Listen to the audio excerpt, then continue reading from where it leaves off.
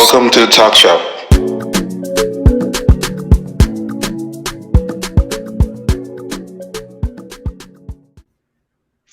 Ha! No, wow. Saying it's like I feel like in Nigeria now. I'm in Nigeria now. Technology. Oh boy, you know, the ultimate fuck up with that. All right, it's so we're all good now. Despite We're good technological difficulties, we have the man Tose Oriakhi back. He's the only person who we've allowed back. So this is an honor. You better act right, It's bro. big. It's big. Thank you. I feel like senior man Kelechi Iheanacho now. You know, top of the world. Why are you bringing this guy up today of all days, fam? Like, nah. Listen, let's just say I'm happy I did not watch that match. Let me just say that. I am thoroughly unhappy. It's such a shambles, man. I literally cleared everything. I put down Kaima for the game. You know, I was all alone upstairs watching it, and they did that bullshit. But anyways, forget that. We came here to discuss something serious. I beg. We have a two week break from that team now. For now, so let's let it go. We thank God. Just let it go. Listen, I'm just hoping we were able to send Granada back in from the Europa League. Like compared to last season, like we are literally the best team left in the Europa League. Listen, if we don't win this year, I don't know what to do with Solskjaer. Solskjaer has tried so far, but come on, man. It's going to be like that nearly there guy. That's subjective because I don't know. I mean, you can argue other teams, but anyways, forget this team for now, please. If we dare lose to Granada or make it a difficult match, then we have problems. But I'm not even going to go there right now. Name one team left, guys, that's almost as good as us. Not even as good as, almost as good as us. Name one team left. I'll be honest with you. Arsenal can give us a good game any day. That's just Premier League stuff now. Anything can happen. Any day with Arsenal, we can fuck up. Any day. We still haven't beaten Arteta yet. So I'm not even too up on that. I'm just thinking if we get to see them, it's going to be at the end because we don't get them onto final. Right? We're not going to meet them in semi-final, right? So no, we're not in that bracket. Exactly. So I think that's the only way we'll be fine. And if we get to the final, I can see us, by fire by force winning that game. But other than that, I mean, Roma could give us, but not too worried about them. We can find our ways, but Arsenal can give us a game on that day. So forget that shit. I beg. Let's go to the main right now, please. All right, JL, and we're not talking about Jennifer Lopez here. But back in the day, we would have had no problem talking about Jennifer Lopez, but our wives listen to this podcast. So, boys, we keep it clean. I've always had foresight. J-Lo was overrated. Yes, let's keep it clean. I will say this about her just because you brought it up. Is that what's funny is remember back in the day, like J-Lo, there was all this thing about she insured her ass for like $1 million, and there was all that stuff, right? But now the way the world has evolved, what she was packing back then, no one cares now. Exactly. That's the irony of it all. Listen, interesting. I don't mean to sound like International Women's Day or just like 2 weeks ago. I don't want to sound like a chauvinist or objectifying women, but like J-Lo ain't it, man. Like looking back, I'm like, what were people seeing? Again, it was just the Western media constructs.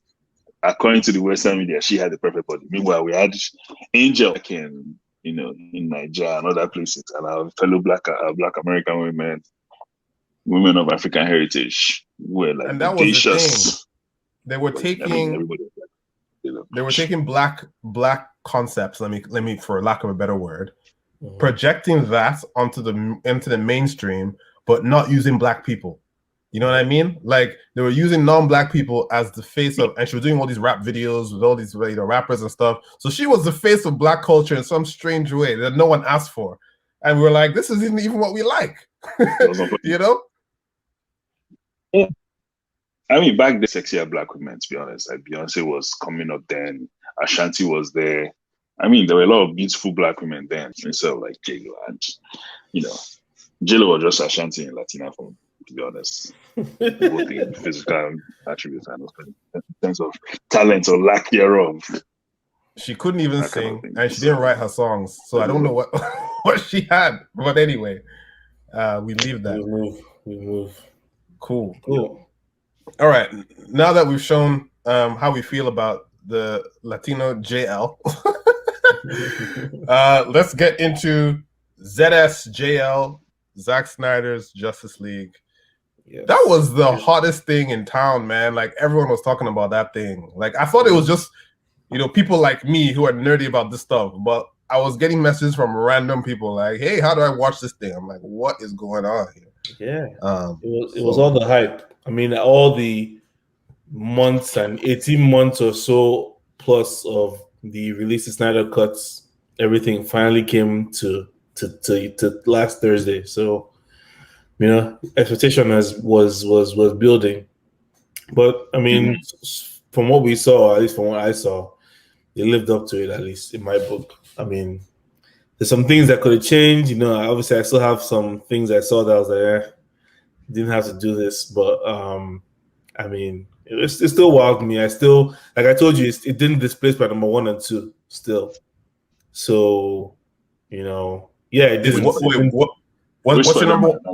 Tobey Maguire, like Tom Holland. Which Spider-Man? No, I said it did not displace my number 1 and 2. I didn't say Spider-Man. Okay. I was like, what's up? No, I don't care about Spider-Man series. But so my number 1, Bernie, is Dark Knight. Mm-hmm. And then number 2 to me is Endgame. I know you said you like Infinity War, but I prefer Endgame just because of everything that happened in Endgame. Because Captain America lifting Mjolnir or whatever the hell the name of the hammer is. Yes. Because of them defeating Thanos, because of Tony Stark dying, all of that, to me, just made it much more than Infinity War. I'll say that, I'll let Tose say his piece before I get into deep dive into my thoughts. But and then number 3 is Snyder Cut, obviously. Number 3 is Snyder Cut. Yeah, the only thing I say about Endgame and why I prefer Infinity War is because Endgame is fan service, right? It's the end of this story arc, right? And they have to tie up all the loose ends and give the fans everything that they want. Endgame is less story and more, like you said, Cap lifts Mjolnir, like, whoa, Black Panther comes back. And then they did a bunch of stuff that I thought was annoying, like when the girls all showed up and they were just like, I was like, this is dumb. But it was all a fan service movie. But it wasn't really a story, like the story itself. The only thing from that movie that I liked was when, not the only thing, but like Thanos says, you did all this bullshit and when it leads you back to me, I was like, okay, that's gangster. But as far as storylines, I didn't care. Infinity War, I really cared, especially when I thought they had won, but they didn't. Like I like that book. I mean, I guess to me, it was just the payoff of all the story from Infinity War that I liked. You're right. Obviously, if you want the story and if you want to build up on everything, Infinity War is it. But equally, the payoff to me was significant. So for me, that was where it was. Sorry to say, your thoughts. Yeah, I mean, Justice League was nice, very nice, and like you, I felt there were some scenes that could have just been wiped off the face of the earth. But it is what it is. But yeah, I'll put it in terms of like superhero movies, 3 or 4 to be honest, because like number 1 and 2 are unshakable for me. That's Dark Knight is number 1. Like that one is I can't say I don't say superhero movie that out because it wasn't just a superhero movie. It could have been a movie on this. How I put it, I don't want to use the word proper because superhero movies, contrary to lots of people's opinions, are also proper movies. But it could have been a proper drama on its own. Yeah, you feel me? sort of like the Watchmen movie adaptation that a lot of people slandered and hammered, but was like I thought was good. So Dark Knight number 1. For number 2 to me to be Infinity War. Again, to bring this point, Endgame was like, oh, let's just wrap this thing up and we're done. Wash our hands of the whole thing. I felt because with Endgame, you kind of knew what was coming. Like obviously, actor know they died for you now, so you knew like Thanos was going to at some point. So how was that going to happen? You had to watch and see, but you kind of knew that okay, everything hinged on Spider-Man based on what Doctor Strange said towards the end of Infinity War. So to me, Infinity War was better. Iron Man, you mean? Was Iron Man, yeah. I mean, Doctor Strange mentioned to Iron Man that he was the key to like defeating Thanos when everybody else was disappearing. So like I felt like if Endgame was predictable and you could see what was going to happen. Yeah. How it was going to happen, you wouldn't know. But Infinity War was like, even though it was kind of like a combination, it also seemed fresh, because of that unpredictability. Yeah. So yeah, Dark Knight, Infinity War. Then I will put Justice League right there. That's like number 3.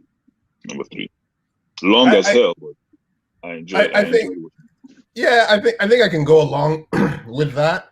I'm like I watch all this stuff, and I am known to be a DC fanboy more so than Marvel fanboy. So I'm personally invested. However, that's why I like to look at them as isolated films, as opposed to like this long payoff. And that's why I always like Infinity War more than I like Endgame, because if you're watching Endgame, you're going to be in tears, right? And if you're a Marvel fan, especially, you're going to be in tears. Literally, I know people in the theater next to me who were like crying at things when Tony Stark died and other things that they saw, right? So now I have no problem, like if someone is a fan of something and it tips it over the end. So I'm trying to look at it as just a film. And to your point, The Dark Knight to me, I was stunned that it didn't make the Oscar, Best Picture list. And in fact, they expanded the list to 10 because people were so offended that The Dark Knight didn't get in there. So that's actually why the next year it was 10 movies as opposed to, I think it was 5 before. Because they were like, okay, like there are movies that deserve to be in here, but we're pissing people off. It was that good a film on its own. A little bit similar to Joker, but I think that was, I leave that out for some reason. Like I just can't put it in my list for even though I think Joaquin Phoenix's performance was amazing. The movie itself was good, but I don't think it was like top tier excellent. Yeah, it wasn't. That's just how I feel about that. But when I take my bias off and I look at it, I actually just equate Infinity War and Zack Snyder's Justice League, because Infinity War to me, I was blown away. Like the things Thanos was doing.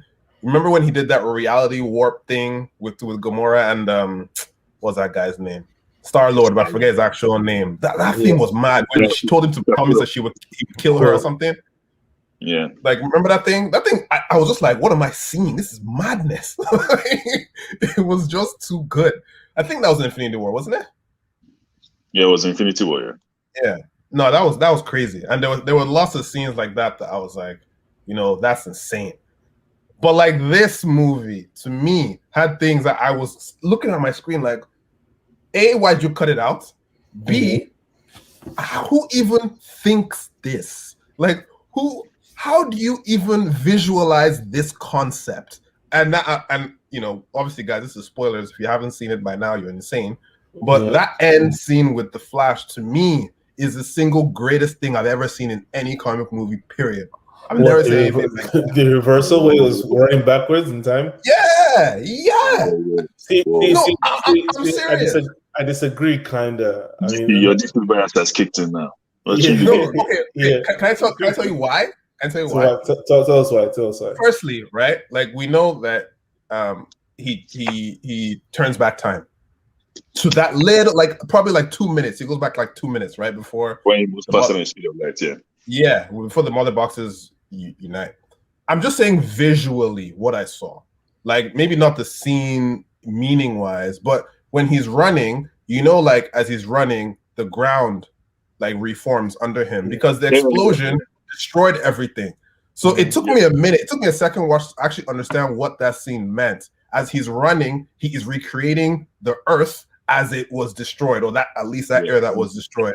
So his steps were those things. And I was like, what am I looking at? And then, of course, the beauty of it, like him running into the Speed Force, like that was mad. And then you saw like the reconstruction of the bodies. So Superman technically died, and they did the bones and the skin and the blood reforming on top of it. And the same thing with Cyborg. I was like, fam, like whoever drew this and then they decided to do the CGI for it is insane. Like that person is an insane genius. I've never seen anything just, I'm saying stylistically, as beautiful as that in any period. Bro, even Pirates of the Caribbean had better illustrations. No. I'm not talking about like the beauty of CGI itself. I'm talking about the artistic value, kind of mechanical aspects of it. To even think of the fact that you're going to recreate the human body and the way that they showed, I was like, well, I'm sure it's been done somewhere else before. I just can't think of it, but like even. I get what you're saying, right? I think one of the Terminators has done that before in terms of regeneration. I mean, obviously, you're talking about going back in time and things coming back together. But like one of the Terminators has had anatomy come back together in kind of that way. So, but anyways, for me, the reason why that scene was not disappointment, but it was just like, it's because, first of all, he was running and just trying to maintain the speed of light or like catch the speed of light so he could build up enough charge to help Cyborg separate the boxes, right? All of a sudden he trips or whatever. They shoot him down, he trips. That was cool. Then so that's one. It never came into the fore or never like we knew he jumped to the future to tell Bruce stuff a while ago. We knew he could jump to the future. When did they ever discuss that he could go back in time? You know, when did they ever put that in? They did in a previous scene. I can't remember the scene now, but he did mention like if he goes beyond the Speed Force, he can if he goes beyond the speed of light, he can reverse time. You know, but he said he would never. Remember when they were resurrecting Superman? You don't break his rule. They don't break his rule. Okay, that's what he was talking about when he were resurrecting. But I thought he meant future. I didn't know it meant like the past. But it makes sense now because he wouldn't want to change anything from the past. I guess that makes sense. Exactly. Okay. And in the back, actually, you know what? In the backstory of the Flash, he did go back to his mother's death to kind of make sure that his dad didn't kill his mom, right? In the TV series. So in the series, he did that. Yeah, to prove his dad's innocence, Yeah. Anyways, it just was okay. All of a sudden, now he's running fast. His wound is healing as he's running, and then the ground is coming back as he's running. It's like I don't know. They could have. Like, listen, it was just mad to me because, like, see what you just said, right? Like, the thing about this movie is because it's 4 hours, right? And by the way, what he was going to submit to theaters was less than that. But now he's like, fuck it. Like, because it's 4 hours, they literally explained every single thing. Like, if any question that we've had, because I've been on listen to these podcasts and stuff, they're like, oh, I didn't get that. Someone goes, no, actually, they said it here. And I'm like, huh. Like, everything is literally explained to the T. Like, I was listening to some guy talk about, like, I didn't really get the symbolism of, like, what the mother boxes were. I'm like, fam, there was a history lesson. They explained it. And you notice that there were the 3 witches, the mystics that Darkseid brought with him to help him control those things, right? And notice how they tied that back in when Cyborg is inside and those witches are in the mother box telling him everything will be fine. We can fix you and all that. And then he goes, I'm not broken. And then he pulls it apart and you see the shadow of the witches. I'm like, that attention to detail is actually insane. Like, those are technical things that get me in a movie where I'm just like, I'm almost taken out of the story and I'm like, I need to understand your thought process. That gets me going in a film. Yeah, and I mean, to your point about the Flash, like initially before he was tripped, and again, I don't know why I found that funny, but anytime I remember, it's so funny.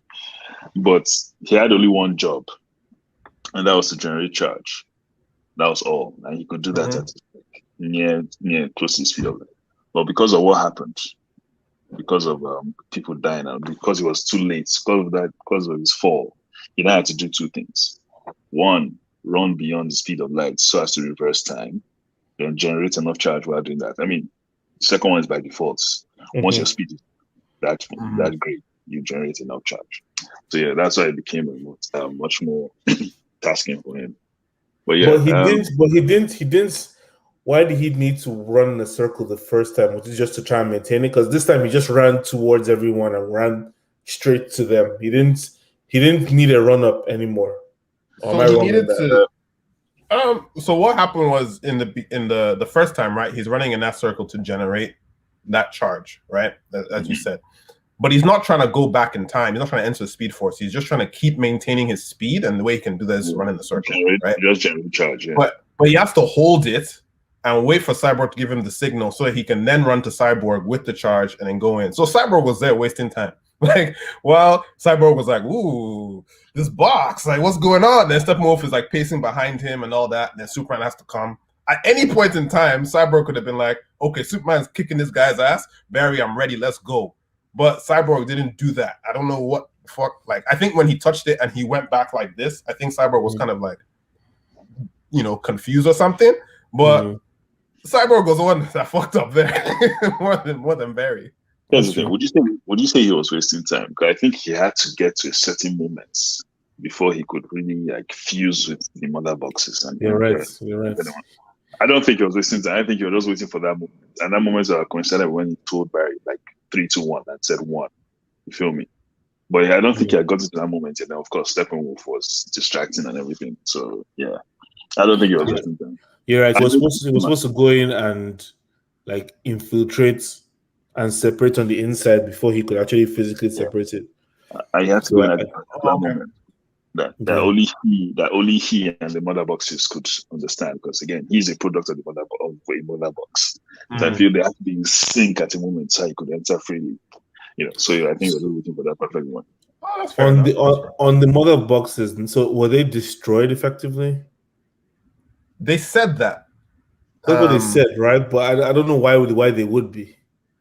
They said that, and I was like, I feel like there's in the sequel they'll really like elaborate on whether or not that's the case, because I feel like these heroes are like, well, it's destroyed, and Dark's gonna be like, it's not that easy, because in the history lesson they stopped the synchronization, which is the same thing these guys did effectively. No, but it never went into one, did it? It was fusing when they pulled it apart. It never actually went into one.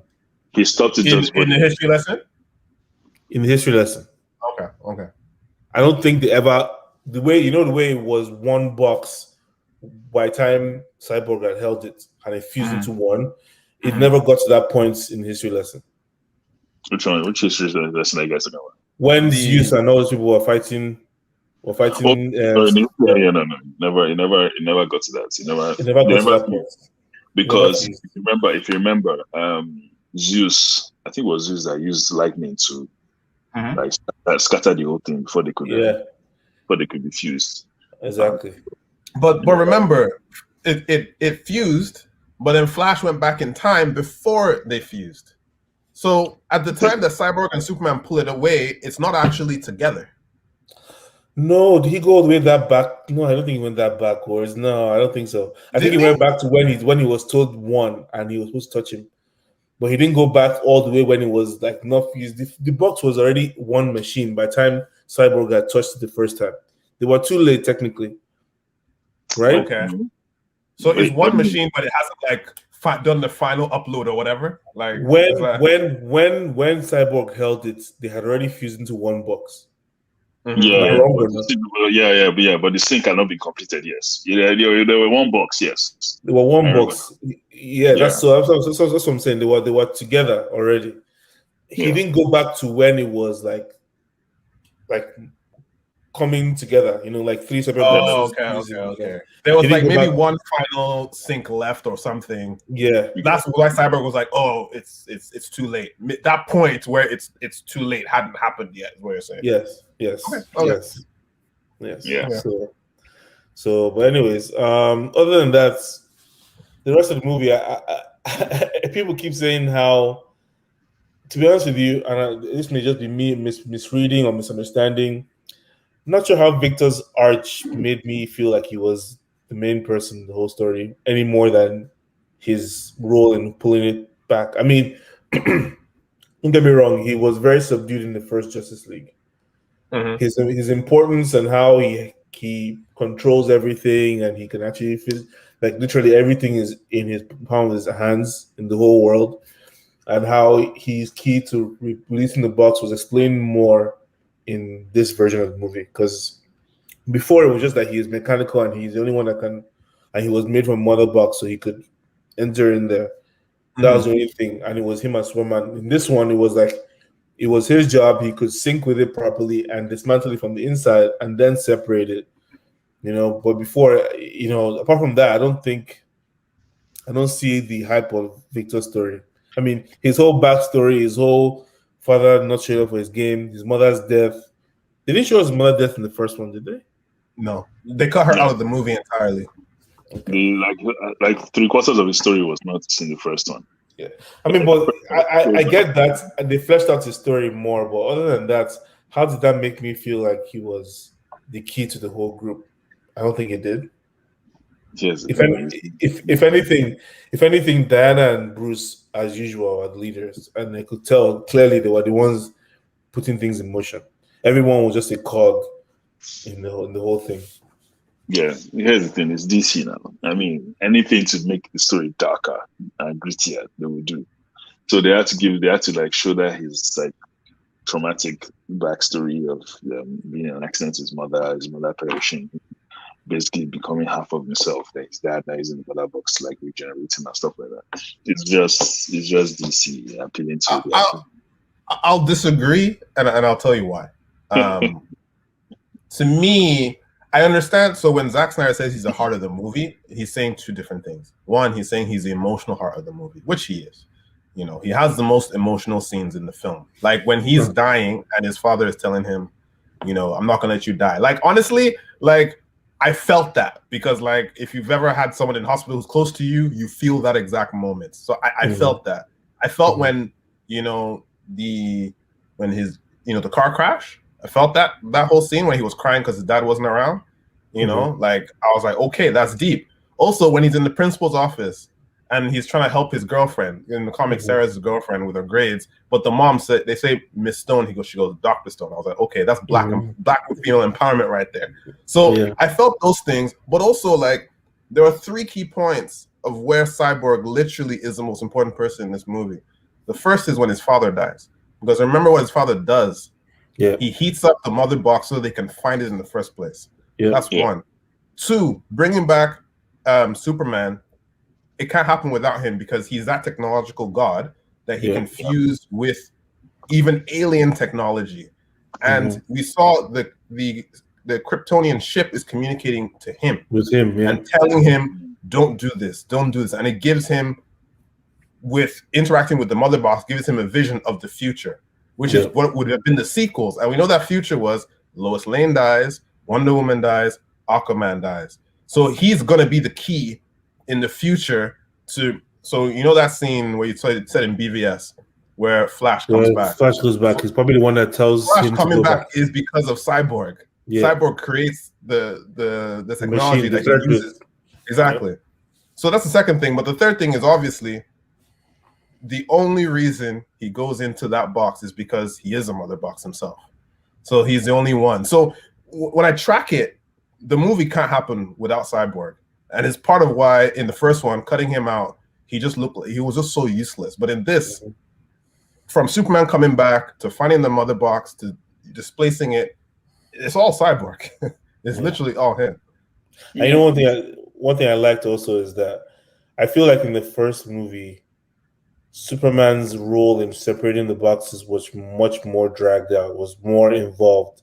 Whereas in this one, it was just at the end, he said, Superman, can you help me? Like pull it apart physically, But in the other one, they struggled with it for a long time. Like they both held it. I remember when they pulled it apart, it blew up and they both fell back and started laughing when they woke up. Like they started asking, "Who are you okay?" Whatever, and they started laughing. In this one, we didn't really have that much effect on them when they pulled it apart, right? Unless I'm wrong. No, you're right. Also, what are you laughing about? Exactly. So there's no need for any comedy, none of that. And I just remember that one too was very bright. Like it was like that's what I'm saying. Yeah, that's another thing to your point. Like, remember the clearest contrast between Joss Whedon's release and this current Snyder cut, Aquaman's fight scene. That's the red sky. Yeah, close to the end. Like, if you remember the Joss Whedon's release, everywhere was so bright when during his fight scene, and when he landed on Cyborg, I was like, oh, what do you say, my man, or something like that. But in this one, everywhere was dark. You could see that. I mean, it was DC, dark and gritty, that kind of thing. And that's what pleased me in the sense that for once, DC did not try to appeal to all comic book fans. They only tried to appeal to their guys. You know, they tried to be like Marvel. They tried to be like Marvel and appeal to, because I think worldwide there are more Marvel fans than DC. So by default, Marvel movies appeal to most people. You know, so DC tried to do that with Suicide Squad, with Joss Whedon's release and all that.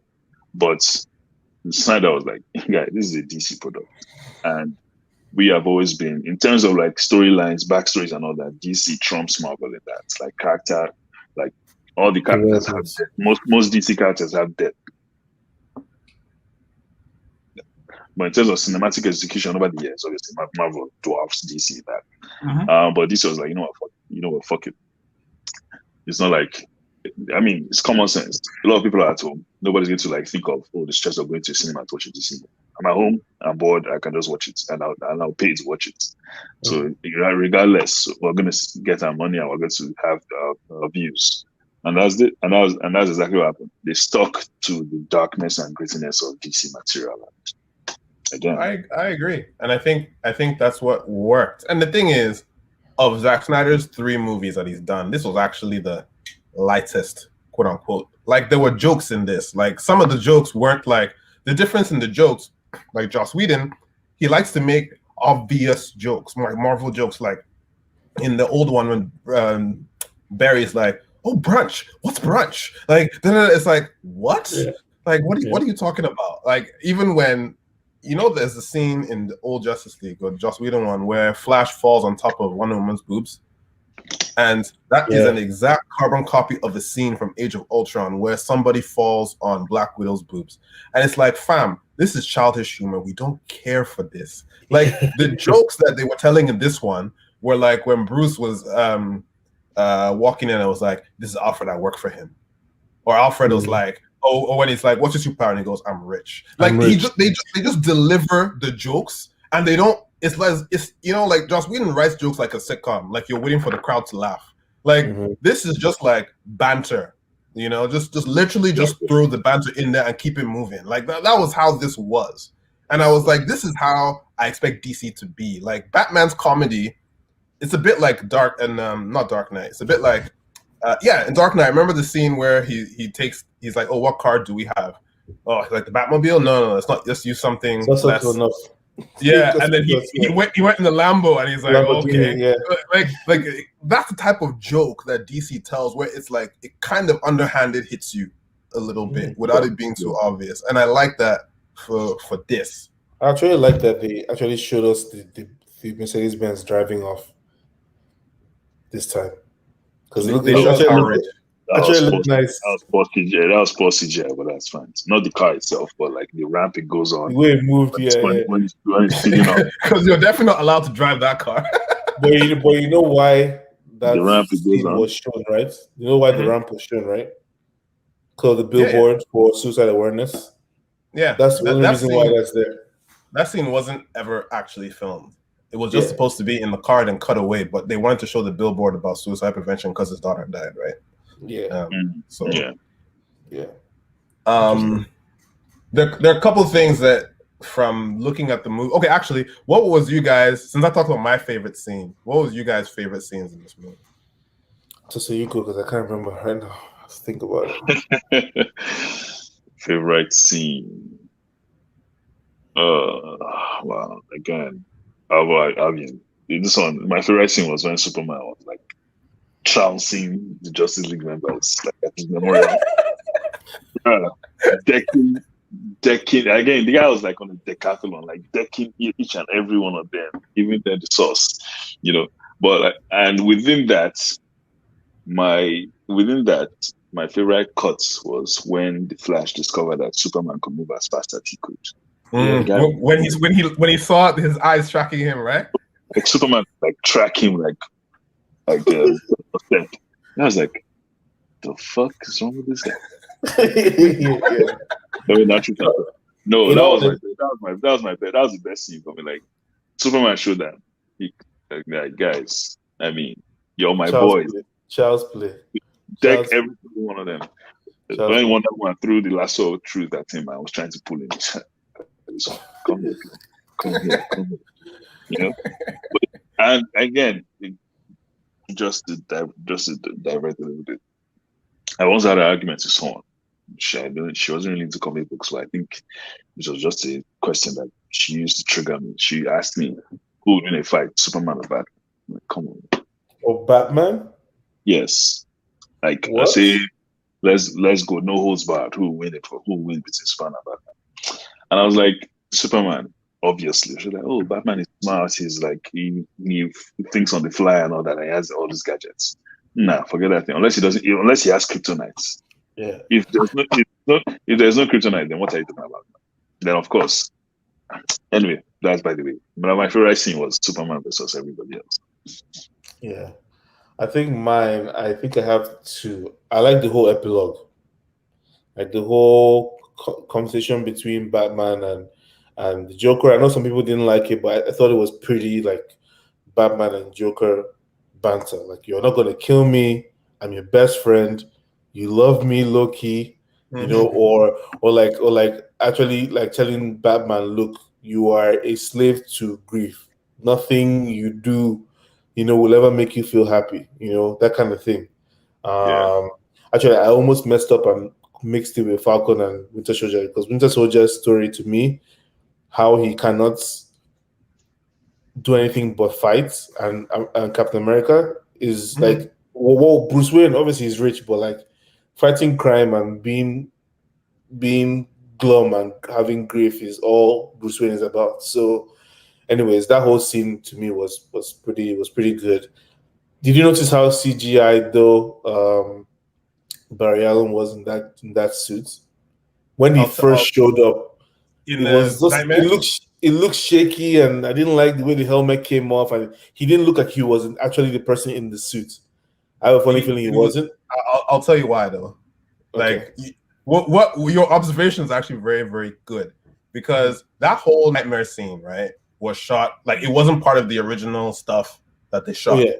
It was additional photography because, you know, what Snyder said was, if he never gets to do this again, he wants the fans to have an interaction between Joker and Batman. Joker from his universe, which is Suicide Squad, is still his universe, and this Batman. Yeah. Now, Barry Allen, so Ezra Miller was actually in England. He wasn't in the same place with them. He was in England, and he was shooting Fantastic Beasts. So what they did was they had him in the suit standing, and Zack Snyder on like iPads on Zoom directing him. So they were directing it from like far. So they had to kind of insert him into the scene while he wasn't there. So that's why that's why what you're saying is completely accurate. It is kind of shaky because he's literally not in the same place as the other people. And in fact, because of COVID, Ben Affleck and Jared Leto are not in the same room.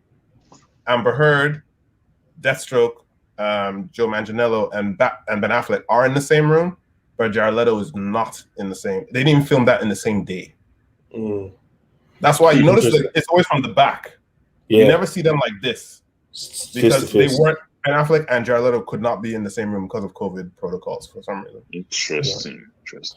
Yeah, so that scene, that whole epilogue was pretty good to me, and I like what it's set up.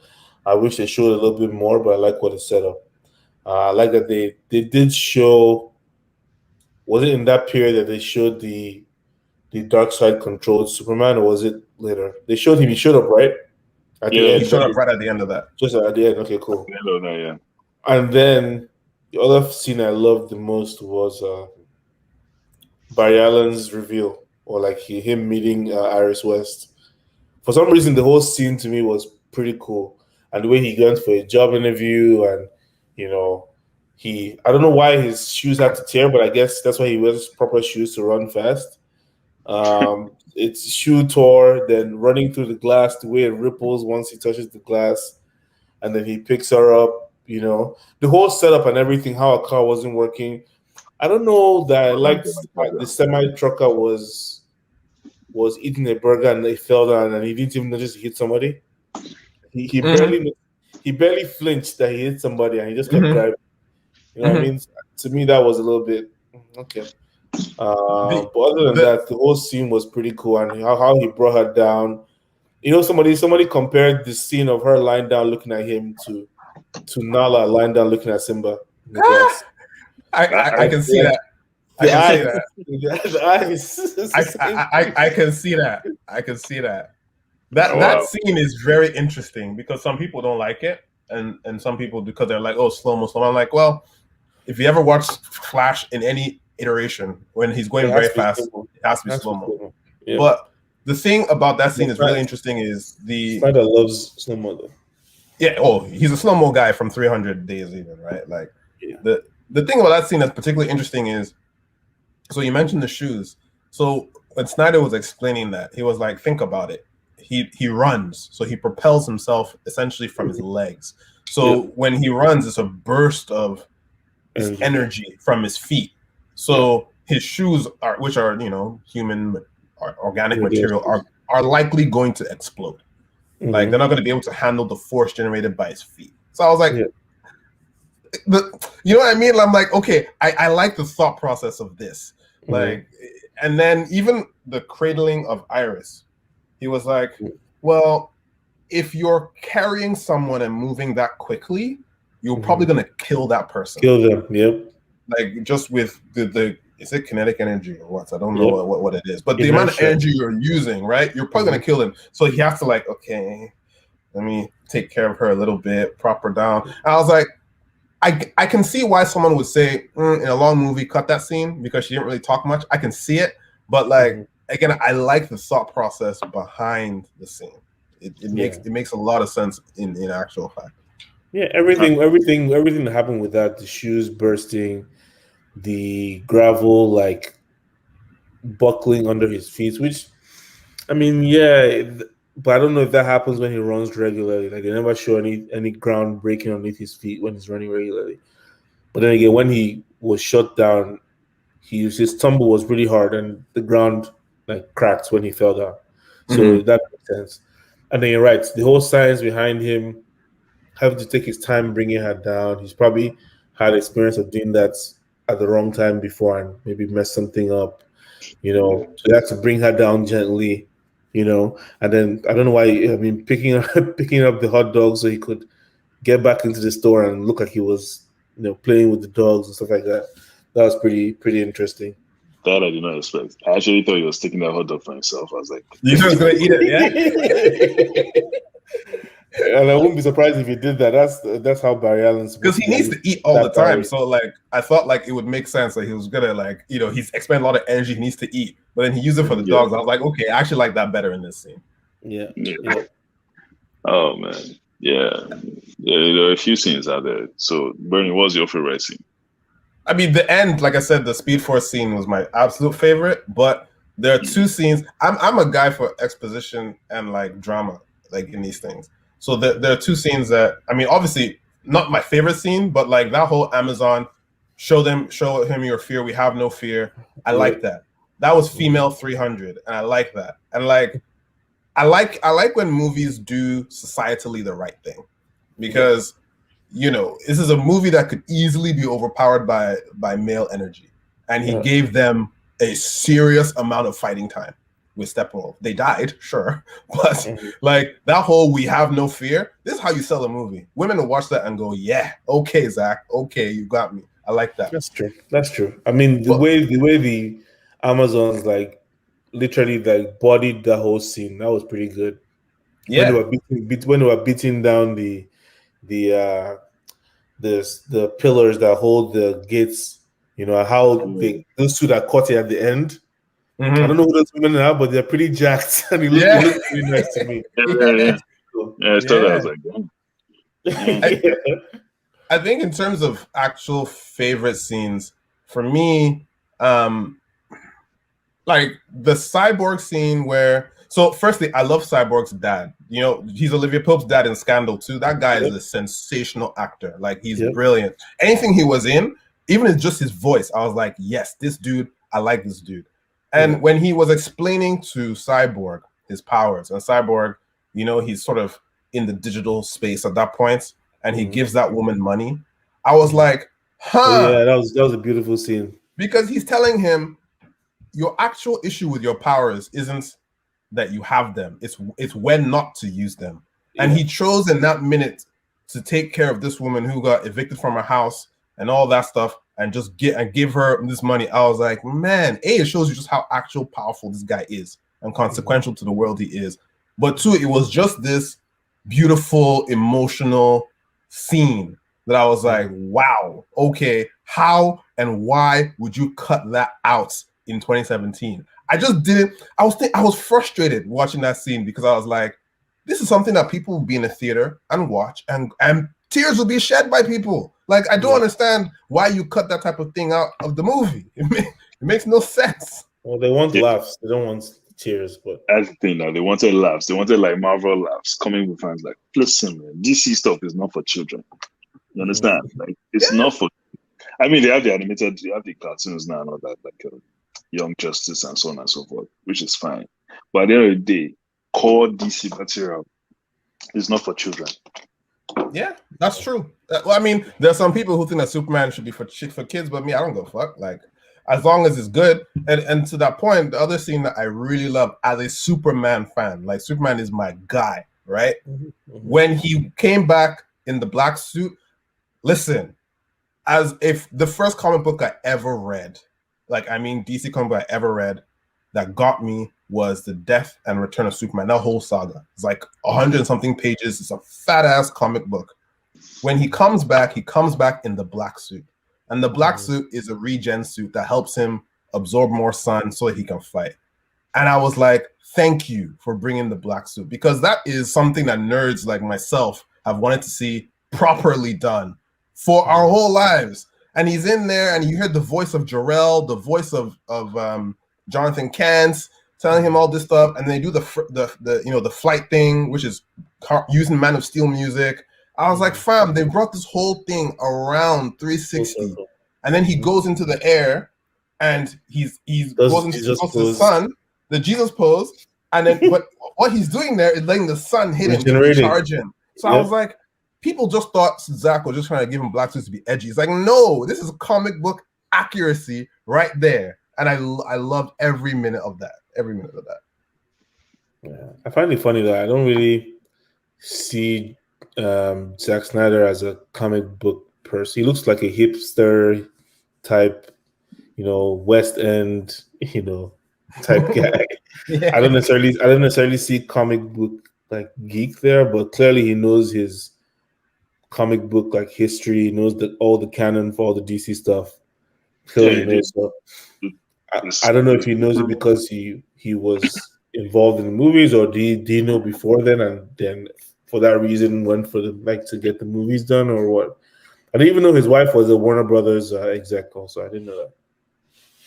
Yeah, I think she was one of the producers in the movies. But she's his producer on all his movies. Yeah. So here's the thing. Like, again, it's all down to simple research. Snyder doesn't even need to know like the whole DC canon and stuff like that. But I mean, it's part of the budget. Get people who know the stuff and let them direct you towards being a great director. You feel me? It's that simple. And every studio has money for that, to get people who know the stuff. You understand? So, I mean, but again, you know what, Tose? See, like, you're right. But then there are some directors who take the material and go, fuck it. And an example is Christopher Nolan.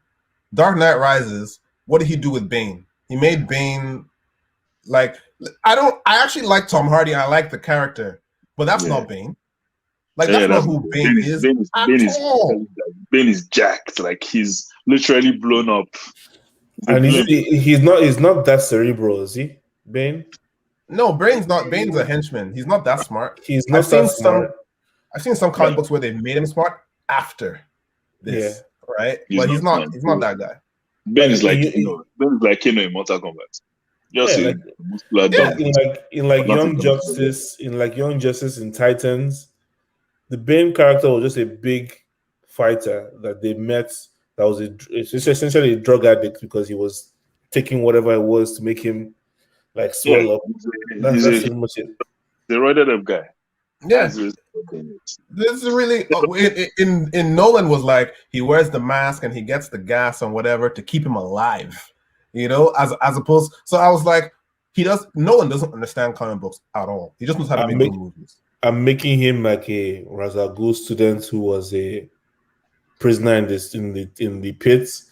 Mm-hmm. I don't. I mean, obviously that's not part of the story. That just added more edge to him, and whatever. But They never knew Ross are good stuff. Actually, based on your based on Titans, or didn't he? Not Titan. I don't know. I can't remember which cartoon I'm talking about, but like he did know Razagul, and they worked together at some point, but just as a henchman. Yeah, as a henchman, but I mean, it wasn't like he wasn't some guy born in the darkness and child that came out of the pits like that. Like, nah, that didn't happen. But the thing with Nolan knows how to direct, like to your point, knows how to direct movies. And I think he wanted to make again this whole idea of making DC more appealing to the masses. So he wanted to make his movies cross how do I put it now? To be seen as mainstream, as being able to cross different genres. You understand what I'm saying? But like this is not just a superhero movie, this can also be seen as a drama.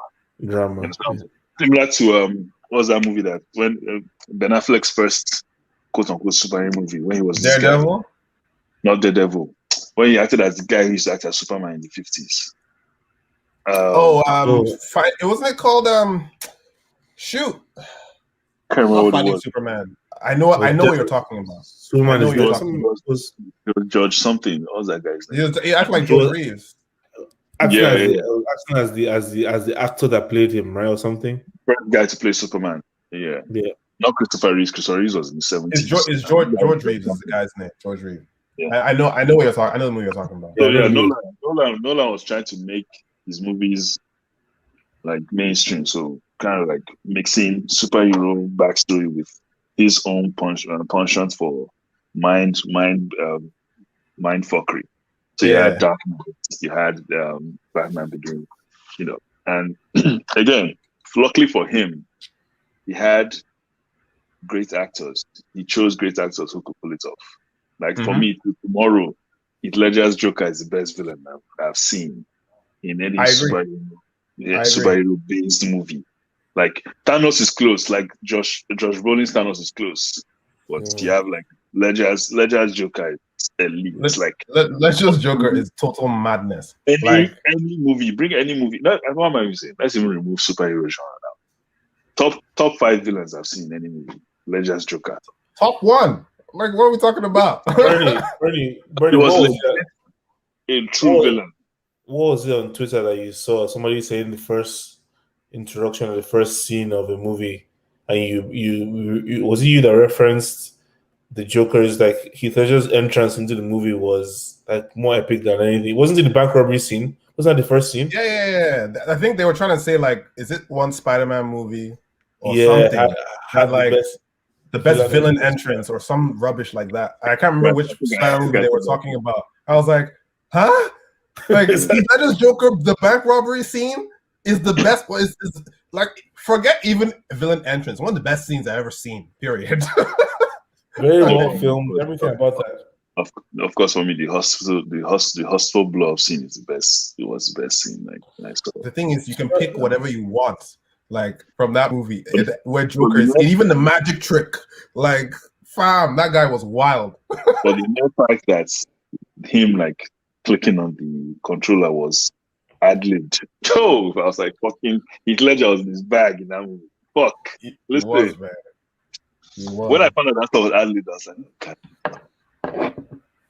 And I mean, it's just clear that he put his heart and soul in that thing. So just unfortunately, like, ended up affecting him and stuff like that. But like, by the way, Ledger's Joker is top 5 villains across any genre, any movie I've seen in my lifetime. By the way, Chimdi, you like the epilogue, right? Mhm. Most of that epilogue was ad-libbed by Jared Leto. Oh, really? Yeah, A he's lot not. of not everything, but a lot of what he said, like the whole "we're best friends," who's gonna give you a reach around, that whole stuff. Apparently, he was like, "Fam, is that too edgy?" And Zach was like, "You know what, man? Fuck it." It's DC, man. It's DC. Like DC is meant to be edgy. Like, come on. Also, there was no cussing in the first one, right? Nah, none. There was no cussing in the original version of the Batman vs Superman either, right? There was none. They added it in the Ultimate version. Ultimate Edition. Yeah. Like this one had full on Fox. My guy said, "Fuck the world, man." Like Cyber, I was like, "Shit." Okay. I was surprised. Right. There are a lot of times where it was like, Bruce Wayne was really going in. Oh, I also liked. What I didn't really like, and I could tell that it was filmed differently or a different time. The Martian Manhunter and Batman, Bruce Wayne in the morning. That was definitely filmed like months after, and he looked so skinny. He didn't look like he looked skinny. Yeah, he looked skinny. He didn't look like the person I just fought. He had lost weight. He didn't. They filmed that after. So there's a story to that one as well, and the story was the scene that they had actually shot that scene. So what you saw in the movie was shot recently, but Zack had actually shot a scene way before. And that scene didn't include Martian Manhunter. It included Green Lantern John Stewart. So it was the exact same scene, but it was, and supposed to be like end credits. If it was in the theater, it would have been like post credits or whatever. And it would have been John Stewart coming down saying something. Not those exact lines, but saying something else. But the studio said, no, we're not gonna let you use him because we want to use him in our own movie, like a Green Lantern movie. And he's like, fam, I already filmed this thing. I filmed it in his house. Apparently. I don't know. He hasn't said yet, but he said it was John Stewart he filmed. So he's like, I filmed this thing. You don't mean John Stewart the comedian, you mean John Stewart the actor, the Lantern. Green Lantern John Stewart. Green Lantern's character name. Yeah. So he said he filmed it, and he said to them, I'm using it, and they were like, no, you're not going to use that in this movie because we have a Green Lantern movie that we're coming out with, and we want to make our own announcement. And he's like, guys, I'm going to quit if we don't do this. So he had filmed it, but this conversation about using that scene was recently. So when he said he was going to quit, they were like, what was all the points of this? And he goes, you know what? Fine. Let's reach a compromise. I want to use Martian Manhunter in that scene. And they were like, fine. So that's that. And so what he did was he decided to film it again. That's how that happened. So that's seen. I mean, the way he looks, and obviously you can tell that it's that guy in underneath. I don't know if he's too old to be a superhero, but whatever. Fuck it. I also didn't like the fact that I also didn't like that he changed from Martha to himself when he was leaving the apartment. Like he didn't even leave the complex before he changed. He changed in on the stairwell. I'm like someone could have seen him. Like someone could have seen him. Louis could have been looking downstairs to see if Martha left safely. Why would you do that? And he changed to him in the full uniform, full military uniform. Right? Oh yeah. It wasn't even as if it was changed into a suit and tie or a regular clothing. He changed into a full general's outfit. It's come on, that didn't make sense. That was simply fan service just to be like Martian Manhunter is here. that was all. I was just gonna say that they just want to show you guys that Justice League at some point will be formed. Yeah, in one of the sequels. He's the second in command, kind of, right? He's the brains. He's the one leader. He's usually up in the watchtower, directing them on, the tactical, strategist or whatever. Yeah. I wanted to ask you guys about something that some people seem to have a problem with, and Chimdi kind of alluded to it. Do you guys have a problem with the sort of Jesus and Christian imagery that keeps popping up in Snyder's Superman movies? I mean, I don't. I've seen his interviews and what he's said about it. I don't remember exactly, but he wasn't necessarily trying to say anything bad or push religion on anyone, but also at the same time, it's that whole God, is he a God type thing he's trying to show.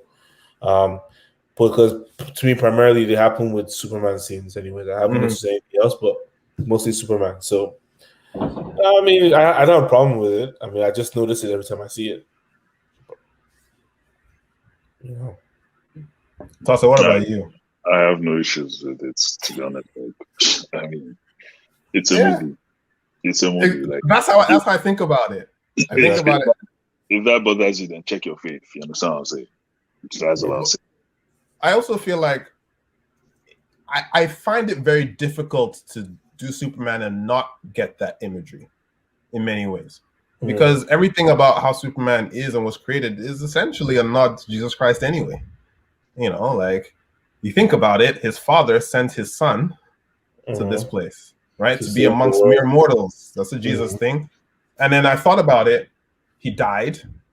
He resurrected. And in that scene, he goes up into the heavens, right? He gets recharged. And what does he do? He comes back to go meet, not his disciples, but you know what I mean? Like, to help them out. Like, these things have been in comic books the whole time. Like, to me, I don't think it's a coincidence. I think it's, it is what it is. But then the one thing that I think that gets left on the table, and I think this is a Snyder thing, but a coincidence, is that Batman is Apostle Paul. If you really sit down and think about it, in this particular arc of the story, and in some comics where he tries to kill the Justice League, he's Apostle Paul. Because what did he do? He was xenophobic against Superman, really, because he's this alien that I don't know who you are, what you can do, and all this stuff. Tried to kill him, but he had a moment, right? He had a vision and he had a sort of come around moment. And now he made a promise to fulfill and essentially spread hope in this man's name, which is what Apostle Paul did. And I've never seen anyone pick up on that. And I was like, I have to say that here, A, so that everyone knows that I said it, but B, to make sure that actually it makes sense to you guys. Because I was just astounded by the parallels there. Yeah, it does make sense. Paul was, I guess, one of the most educated ones amongst all the disciples, right? And he obviously was one of the most eloquent ones. I don't know, Shaq, but yeah, the parallels it makes sense. He was also killed in service of, spreading his ministry, which we know if there ever do any sequels, Batman will sacrifice himself for the greater good. I'm like, I need to send a letter to this man and be like, did you think about this? Like, I need to know. I'm surprised you actually sent a letter already. If what? If you actually send a letter already, you found his email somewhere and sent it. Fam, I'll just tweet him and he won't respond by so.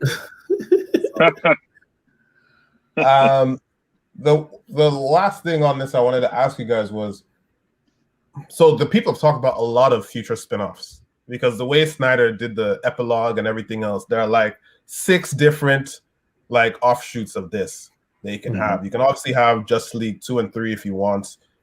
Deathstroke was in there, which I don't think was an accident. I don't think it was random. Joker, obviously. Is there any particular story that you guys would like to see, sort of, maybe aside from the regular sequel, that you can kind of, like, people talk about Cyborg solo film, like, for me, I want to see Batman versus Deathstroke, because now the rumor I heard was that they were gonna do that. Like, have you guys watched Ip Man? Yep. Like those, like, have you seen Ip Man? Yeah. Apparently, they wanted to do it like an Asian martial arts fight movie between them, and I was like, I need to see this. How are they going to do that? I'm confused. Well, no, just the style of it, but it'll be them two. But like the style of it was going to be that type of thing. Okay. That's what I want to see personally. I was like, what do you guys want to see? I want to see the sequels, obviously. I don't necessarily know if I want to watch a cyborg only movie. I don't know. I just don't know. Obviously, Wonder Woman has had her good movie and a flop in 2 swoops. So there's that. I like Aquaman the movie. Very colorful, very funny, but that's just Momoa, I think. I don't think they're necessarily going for like the Marvel thing. I think if you go for I think it made sense to make Aquaman colorful just because of how Atlantis is supposed to be. It's under the water type of thing. I don't know. That made sense to me. Also, that was the same movie where he found his mom, right? And he got her trident. Yeah. Eventually, right? Okay, cool. Yeah. So I've seen that. So the other thing for me, honestly, is Flashpoints and see what they do with the Flash. I don't know if I want to see a full movie of him alone, but then I don't not want to see it. And the main thing is, honestly, I need to see a Batfleck standalone movie, something. I don't know if I want to see him and Deathstroke. I kind of want that whole interaction with the Joker, or you know how Joker teased about him sending his students to do a man's job. Oh, how he killed Robin? I want to see how he killed Robin. I want to see that. I mean, I watched the movie, the animated series or movie of him, of Death in the Family. I think I don't know if you watched that one too. But it was meh. But I want to see it live action. I want to see what actually happens. I want to see, I don't know. I like the whole Titans setup. I don't know if when Titans coming back. So I like the whole Nightwing direction that's going there. I like the new Robin. Who was Batman in that again? It was Jorah Mormont, right? I don't remember who it was. It was Jorah Mormont. In which one? In Titans. He was Batman. He was Bruce Wayne, but he never suited up. He was just in a black suit all the time. It was Jorah Mormont. It was Mormont. It was what's that his name? Ian something. Yeah. He was that old guy? Yeah, he was the Batman in Titans. Don't you remember? Yeah. It was Bruce Wayne. Yeah, I remember. It was Bruce Wayne. Yeah. So, Ian Glenn, right? Ian Glenn, yeah. I remember this. So I want to kind of see Nightwing story. I want to see the new Titans. I want to see. Anyways, I want to see pretty much. What I want to see is a Batman from this movie. A Batman standalone with the Joker and how they either their backstory or something with them. Honestly, I don't think Deathstroke is a match for Batman. I never really liked the character, so I don't necessarily. That doesn't resonate with me. Actually, let me not say he's not a match because he's pretty much Batman, just that he kills more. Yeah. So that's the only difference. But Tose, let me give you a scenario. So Tose, Chimdi and I talked about this, but I don't know how much you know about this, but there was a storyline that Zack wanted to include in this that Warner Brothers told him no. And honestly, this is the only thing I'm happy they told him no. I want to see how you feel about this. So in this movie, right? Lois Lane's pregnant. Now, and in this movie and in this timeline, we know it's confirmed it's Clark Kent's, it's Superman's baby. That's done. What Zack wanted to do was that when Superman died, Lois and Bruce Wayne have a little bit of a tryst, let me say, like a depressed, grief-filled tryst. And there's a whose baby is it kind of situation. And Bruce Wayne, out of guilt and also doing the right thing, sacrifices himself when Darkseid shows up to kill Lois, takes her place. He dies. Clark Kent gets over it and is like, you know what? We want to honor him. And that boy later becomes the new Batman. How would you have felt about that? Yeah, that's just bullshit.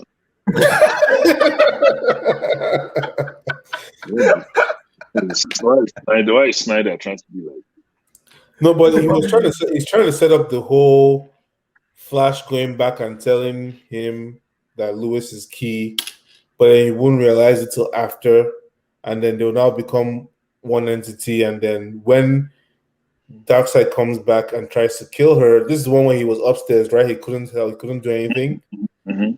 He couldn't do anything to stop Darkseid killing Lois, but then he gets the Flash to go backwards and reverse some right? Isn't that Bernie? Was that what it was? Yeah, because the story is that like he tells Flash that go back and tell me that the kid is mine. Because apparently, like at the time, so Lois is hiding in the Batcave.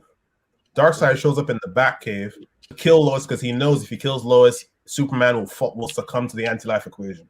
Superman will lose all hope in the world and will succumb to, and he can control him. So Batman doesn't sacrifice himself, or doesn't like he just kind of stands there in shock, and Darkseid kills Lois. But he then later learns somehow, that it was his kid. So he's like, he tells the Flash. So in BVS, the Flash comes back at the wrong time, but then he tells the Flash, go back and tell me that that's my kid. So when he finds out that that's his kid, he goes, fuck. He sacrifices himself to save Lois and save his child, essentially. I still think I would not want to see that. Like, let me be real. I mean, why bring in the old baby daddy drama now? Come on. You said he's edgy. It's not fucking like Boys in the Hood or something. Let's all be.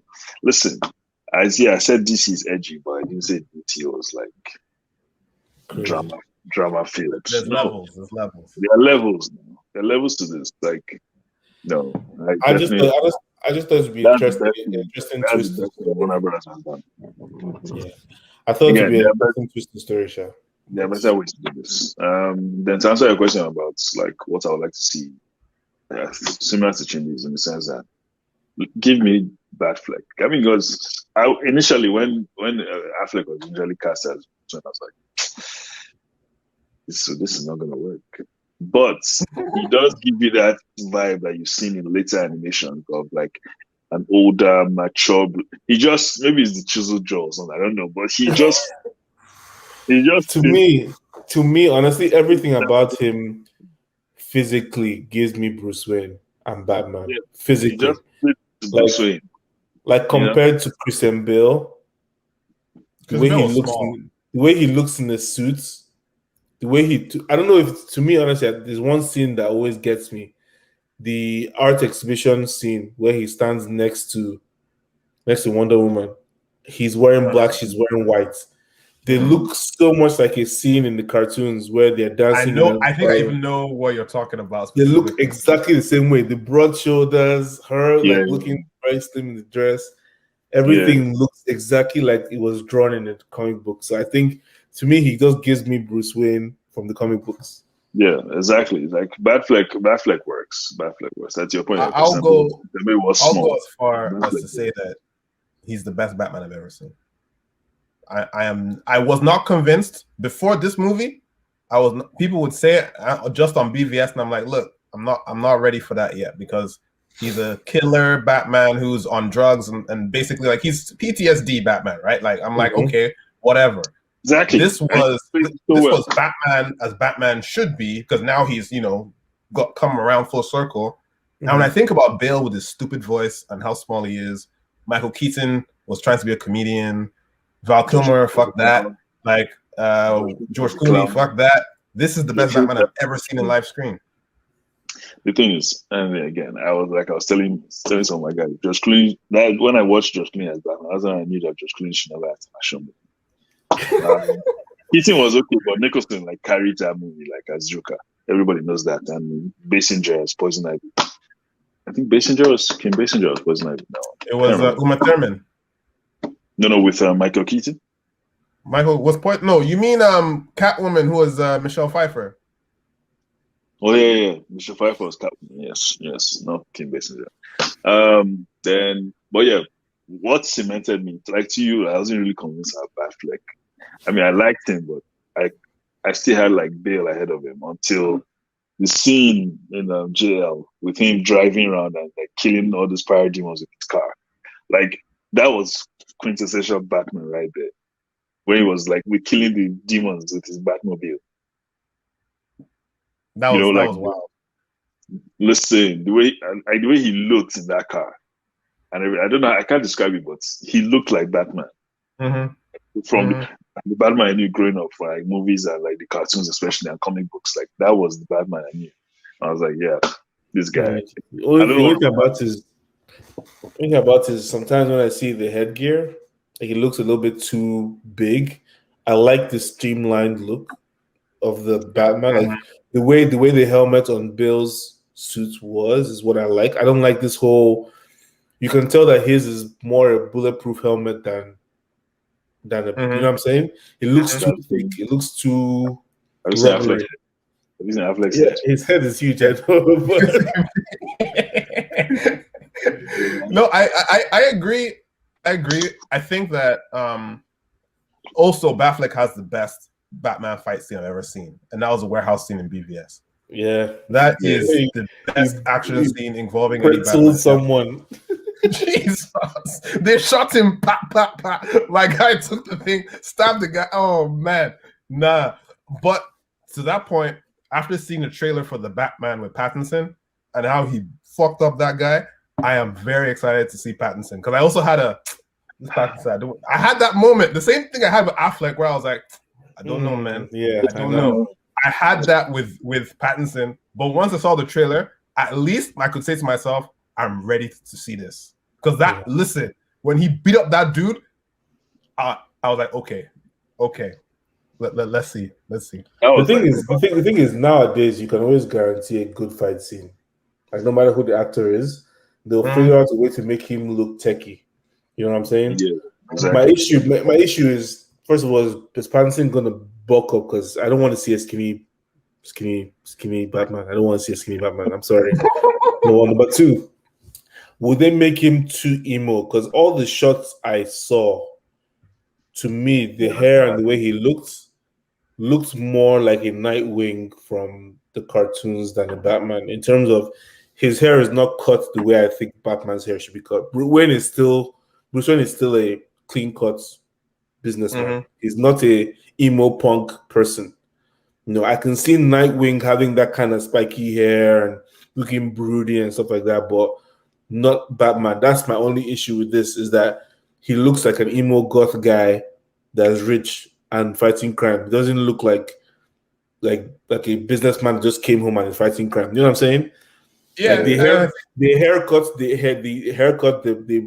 I don't. There's a shot of him with like ink on his eyes or black eyes or whatever.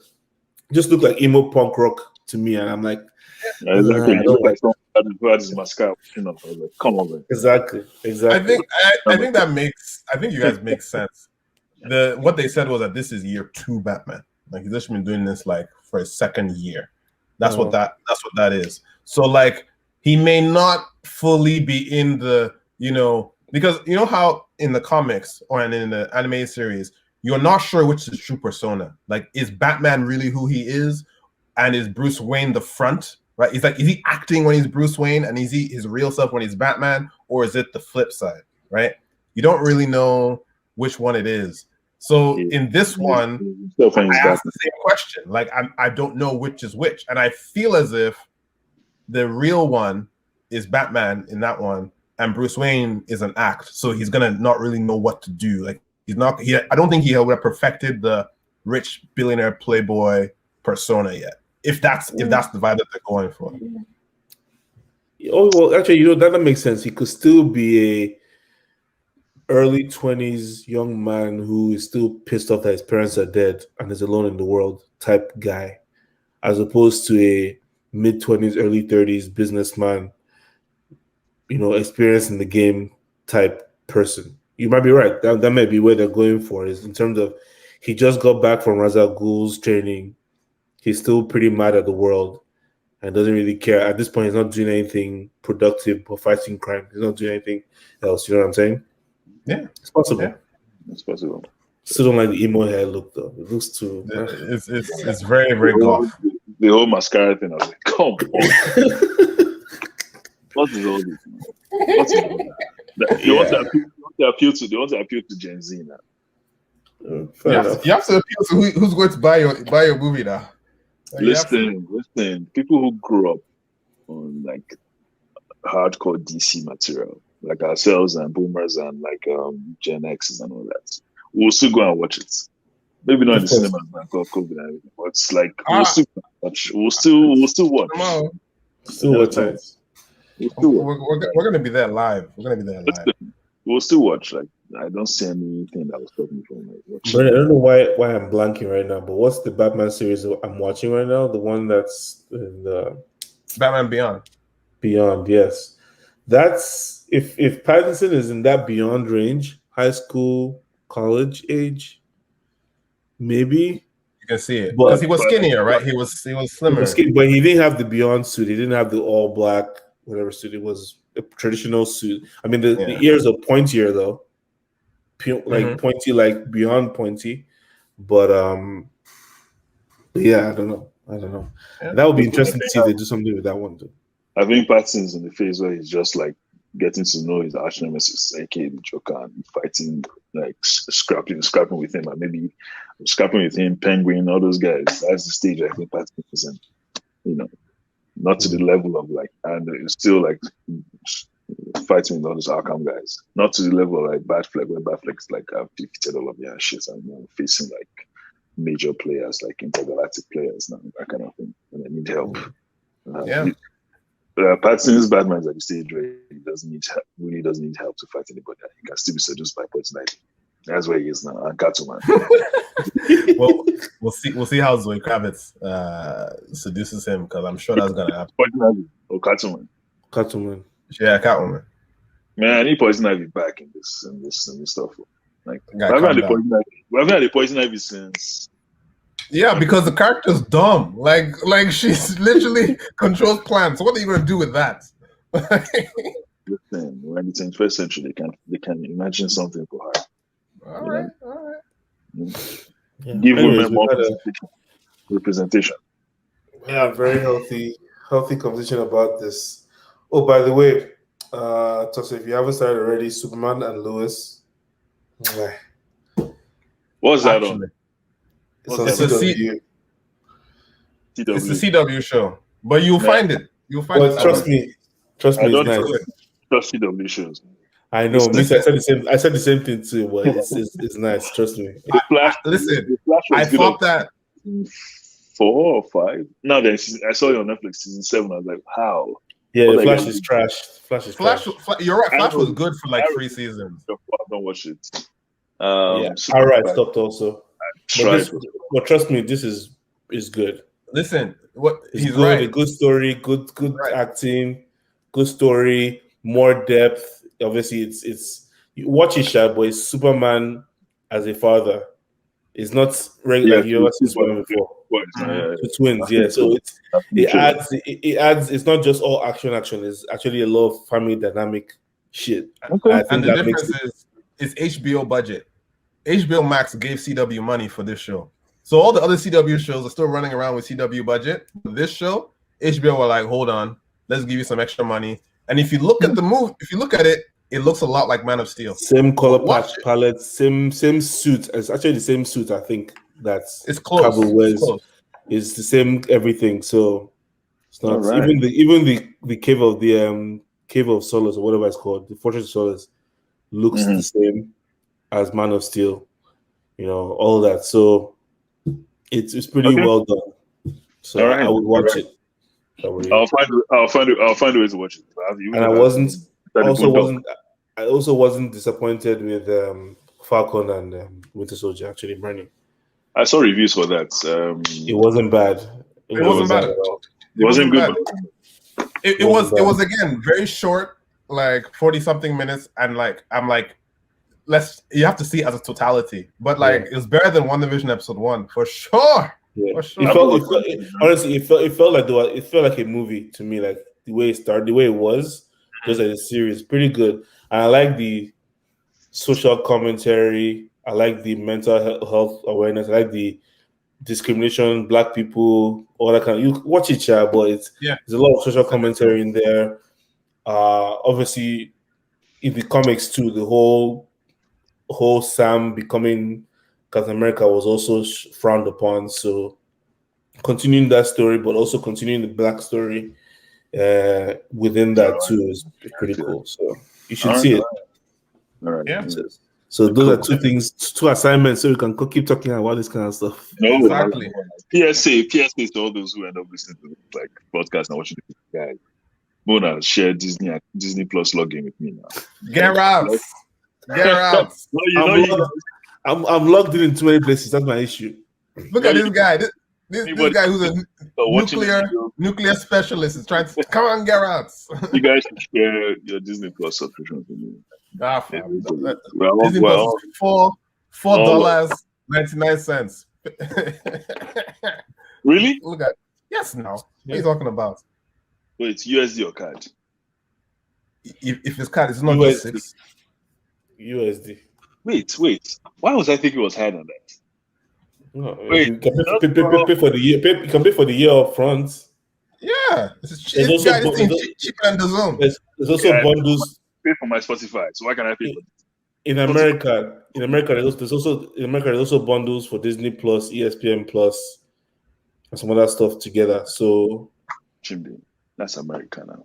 I'm saying this. I'm sure that there's an American equivalent. There's a Canadian equivalent. I'm sure there has to be. No, we have DAZN for sports. Yeah. Anyways, guys, all right. it was a good one. Thank you for coming. Appreciate it. Disney Plus right now after this. Yeah. Watch all those things. So you can talk about it. Got it. All right, guys. Have a good one. It was a good show. Thanks, guys. Thanks for having me. Yeah, it was. Peace out. All right. Peace out. Take care, guys. Welcome to the talk show.